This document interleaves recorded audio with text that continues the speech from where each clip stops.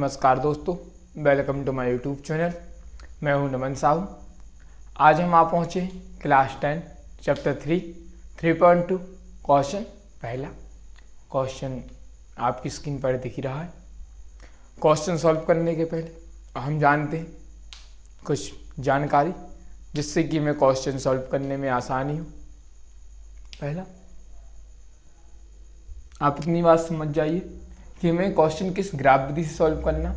जब हम ये ग्राफ बनाएंगे तो इसमें दो समीकरण होंगे, समीकरण से दो रेखाएं आएंगी।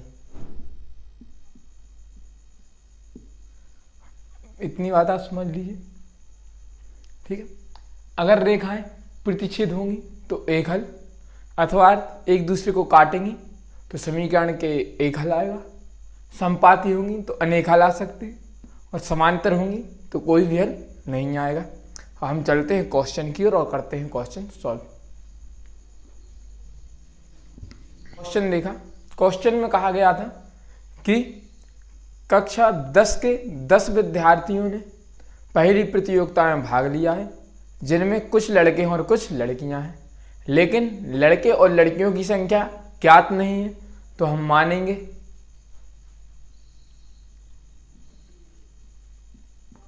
हमने माना लड़कों की संख्या x और लड़कियों की संख्या y है। लड़कों की संख्या x और लड़कियों की संख्या y है। प्रश्न अनुसार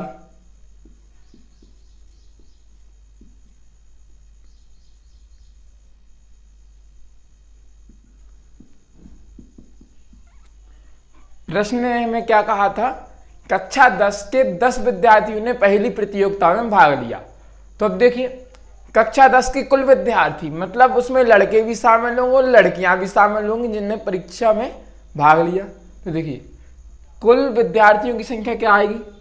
लड़कों की संख्या प्लस लड़कियों की संख्या। तो ये क्या आ गया? समीकरण 1। हमें ग्राफ विधि से हल करना है। समीकरण 1 के कोई दो हल निकालेंगे।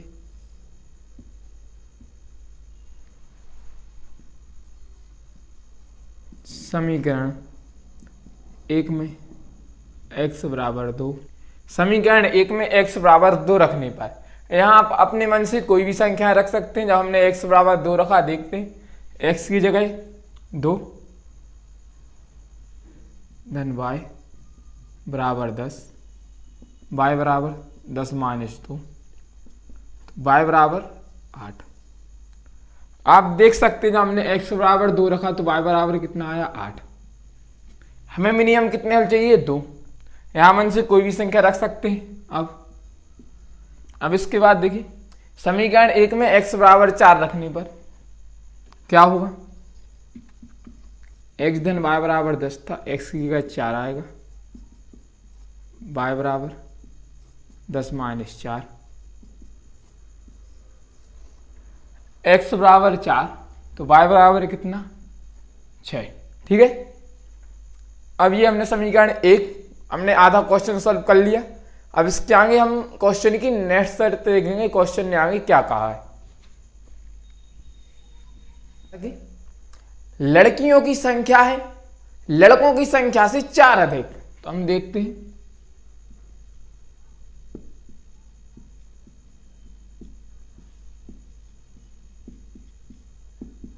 लड़कियों की संख्या बराबर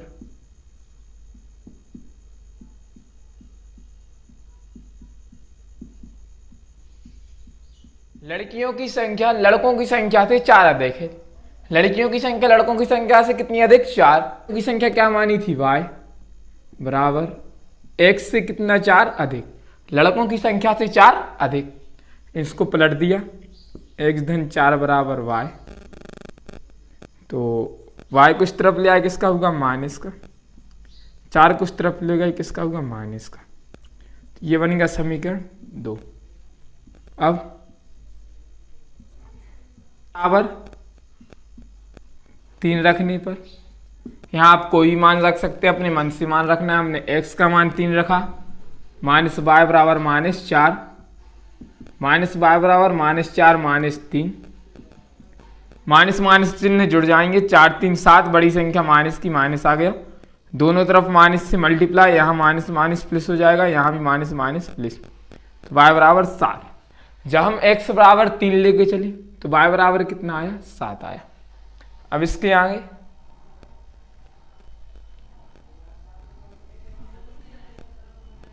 समीकरण 2 में x बराबर 4 रखने पर, देखिए x बराबर 4 रखने पर हमने यहाँ 4 रखा, माइनस y बराबर -4 तो कितना -8, दोनों तरफ माइनस का मल्टीप्लाई, y बराबर 8। अगर x बराबर 4 रख रहे तो y बराबर 8। अब इसके आगे चलते हैं हम ग्राफ की ओर। हमने यहाँ देखा, यहाँ से मिनिमम 2 मान प्राप्त होगा, यहाँ से मिनिमम 2 मान प्राप्त हो गए दोस्तों। तो हम आप पहुंचे हैं ग्राफ की ओर। हमने ग्राफ से देखा, पहली बिंदु हमें मिली 2 8 2 8, पहला x अक्ष, दूसरा देखो ये x का मान ही y का मान, तो x अक्ष पर हमने 2 देखा, कहाँ है, ये रहा। y अक्ष पर 8 देखा, कहाँ है, ये रहा। दोनों को आगे ले आए, इसको आगे लेके आए, 2 को आगे ले गए। जहां पर भी ये मिलेंगी ये मूल बिंदु आएगा, कौन सा, 2,8। हमने दूसरा देखा 4 6, तो पहली संख्या x अक्ष पे, दूसरी y अक्ष पे, 4,6। अब देखिए समीकरण 1 से दोनों बिंदु आ गई, तो हम इन दोनों बिंदुओं को एक बिल्कुल सीधी रेखा से मिला देते, तो ये हमने मिला दिया। अब देखो समीकरण 2 में एक बिंदु क्या थी, 3 7, x का मान 3 है तो y का 7 है, x का 3 है तो y का 7 है, दोनों को ले आए। आपको समझ में आ जाए इसलिए इसको भी लेके आए, इसको भी लेके आए। कहाँ आई, ये कौन सी है, अगर x का मान 3 है तो y का 7। देखिए अगर x का मान 4 है तो y का 8, x का मान कितना है, अगर 4 है तो y का मान कितना होगा, 8। डेड डैश करके इसको भी ले गए, डेड डैश करके इसको भी ले गए।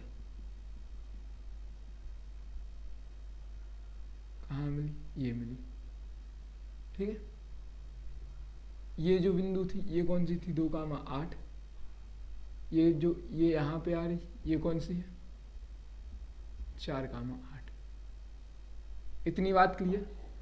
अब समीकरण 2 से हमें 2 बिंदु प्राप्त हुई, इनको भी हम एक बिल्कुल सीधी रेखा से मिला देंगे।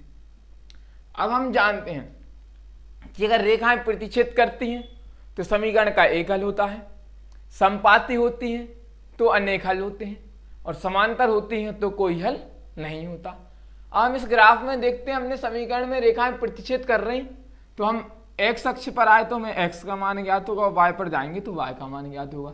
x अक्ष पर आए, कहाँ प्रतिच्छेद कर रही है, यहाँ से x अक्ष पर आए तो x का मान 3, y अक्ष पर गए तो कितना, 7। अतः लड़कों की संख्या हम क्या मान के चले थे, 1 y का 7। अतः हम कह सकते हैं कि लड़कों की संख्या 3 व लड़कियों की संख्या 7 होगी। मैं आशा करता हूं कि आपको क्वेश्चन समझ में आया होगा। वीडियो को लाइक करें, शेयर करें।